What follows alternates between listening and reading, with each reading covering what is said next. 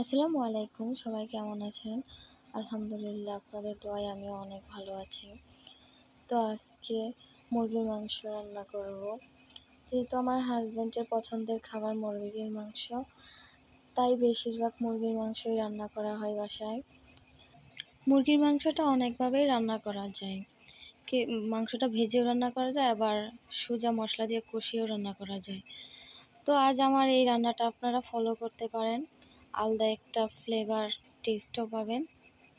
বাটা মশলা দিয়ে কষিয়ে এখন দিয়ে দিলাম ধনিয়ার গুঁড়ো, জিরের গুঁড়ো, হলুদের গুঁড়ো, মরিচের গুঁড়ো দিয়ে আবার একটু নাড়াচাড়া করে নিলাম।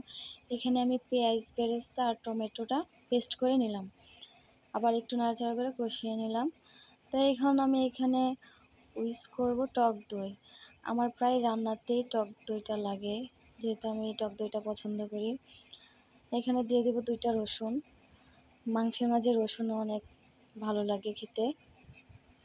যেহেতু মাংসটা আমার হাজব্যান্ডের জন্য, তো রসুনগুলো ওর জন্যই দেওয়া।